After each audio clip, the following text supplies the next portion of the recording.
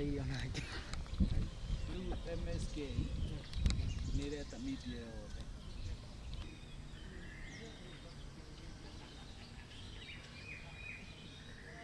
Nĩ tondũ wa Kuiywo. Sawa. Target ya nini ndio ngĩkaga.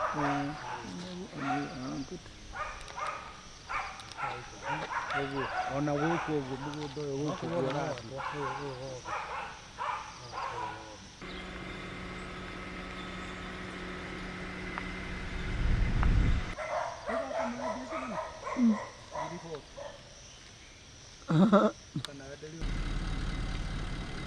Amuna kere girugani.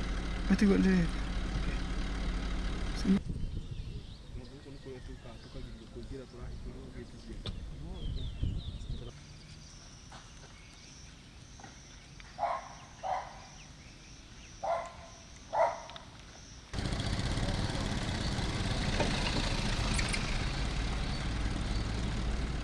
Okay, sini kata weh.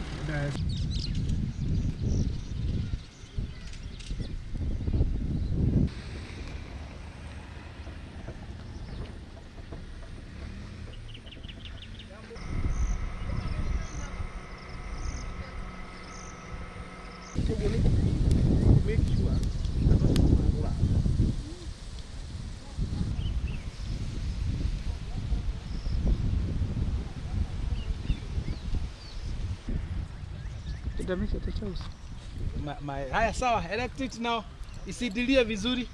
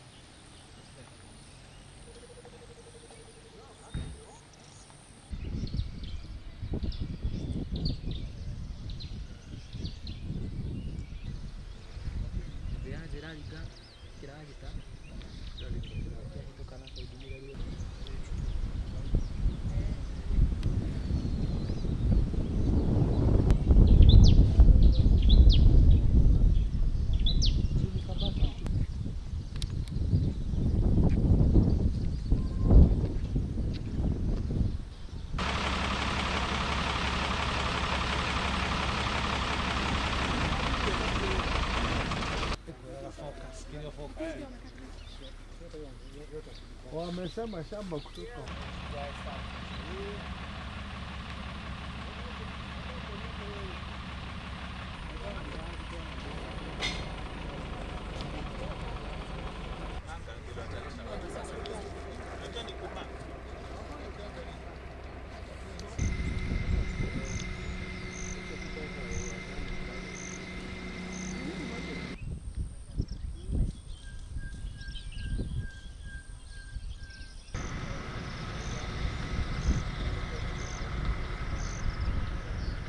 Jina yangu ni Isaac Eshia Mbogwa na mimi ni mtoto wa Mzee Moses Mbogwa Mwangi. Nimezaliwa hapa na mimi naishi hapa. Na sasa shamba yetu imekuja ikachukuliwa ni watu, tunashindwa ni watu gani hawa. And we believe they are goons who are trying to come and take over our land. Wamekuja hapa mara kadhaa na wako na magari, hatujui ni magari gani hizi. Wanajaribu kutuskea. So mimi naomba serikali ikuja inilinde mimi kwa mimi nakaa hapa kwa shamba. Na sote tulindwe hapa. Kwa sababu ni ndugu wangu ule mkubwa anaitwa Dani Ofundi na huyu naye ni ndugu wangu mdogo anaitwa Joseph Bai. Sasa tunashindwa ni nini inaendelea hapa. Kwa sababu tuko na uoga sana, tunashindwa kama watu watakuja kutupiga in today's system. We don't know what's going to happen to us. Sasa wanakuja hapa mara mingi na sisi tunashindwa. Na pale mimi naingilia nikienda nyumbani ni kwa hiyo shamba wameshaiba.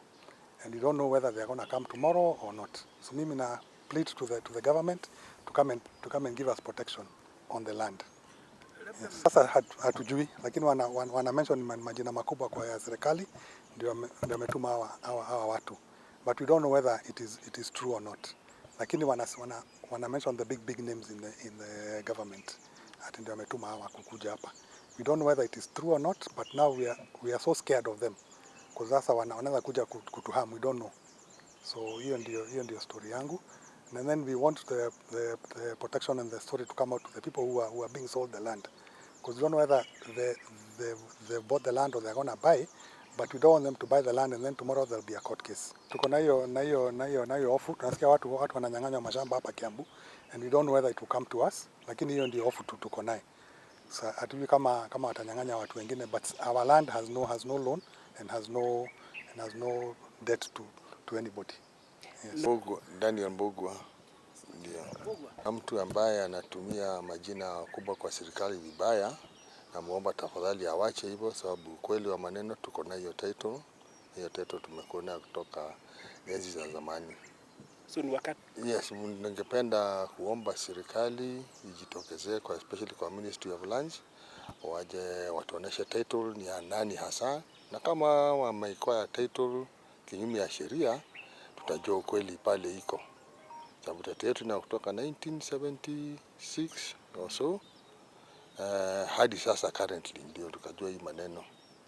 Na kama kuna mtu mwingine amekoa hiyo title, mimi nina hakika sijamuuzia, na pia wa director wengine hawajauza, wamewajauzia hawa the said party that is there. Ningemuomba serikali pia ichukue hatua kwa hawa ambayo wanakuja na mambo ya uongo na kutengeneza hizi vitu kinyume ya sheria. Wamekuja na vitisho ya kufuruka na vijana, sababu hii ni kama mimi baba yao, na tumeongea na nikaona ni kutongoza vibaya. Na ningeomba pia vijana wachunge sana wakifanya maneno, wasije kuangukia waweke pesa yao pale itapotea. Sababu hakika title ni naye. Na kama itabidi tuende kotini, tutaenda kotini, ukweli wa maneno upatikane. Washaanza kudemocrate wakituambia ni kwao, na hatuelewi vile wanasema ni kwa sababu hawana kibali. Tukauliza kibali, any form of idea kuoneshana nyinyi ni nani, na njia fupi hawa ni trespassers. This is a day where a client who has owned property from 1976, you can imagine, 1976, a property located along Kiambu Road, a property that houses Paradise Lost, as you can see it, a property that is actually a vast of 248 acres, which has been owned from 1976. And 1976, it is a property that one by the name Mbugua Mwangi, who is the father of now our clients, bought this property through a loan. And subsequent from that particular point, this property has continuously been charged. It has had a title. The torrent system tells us you have a title, and that is the sanctity of land. They have owned this property, and not only owned the property, they have resided. They've done business, and they're doing business over that particular period. You can imagine one day when the government elected by the people wakes up and people come and want to take possession of the property by force. You have your original titles for all this period of time. Banks have given you loans on account of this. And then all of a sudden, you are now told, all of a sudden, there's a new title that has been generated at Ardhi House. And this new title is separate. It has a different IR number, different LR numbers. And that's the new system of stealing. You have your land, you have your title. Someone goes and creates a separate file with a different IR number, a different registration number, and proceeds on account of that to now say that this is the owner of this property. It is fraud during the daylight. What is happening here is that when we were so young, we were being told, close the door, the thieves might come at night. This is a day where thieves are coming to steal during the daylight. You can imagine our clients have residential houses in this particular property. And someone is busy selling this property, advertising this property.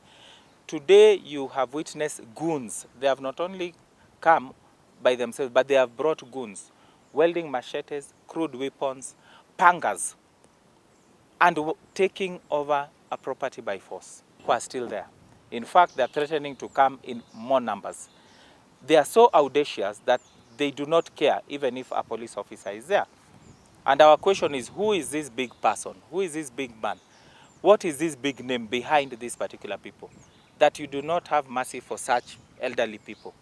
People who have lived in peace, who are earning their daily income in peace, wazees who are paying their taxes loyally to this government, people who did not take anything from anyone.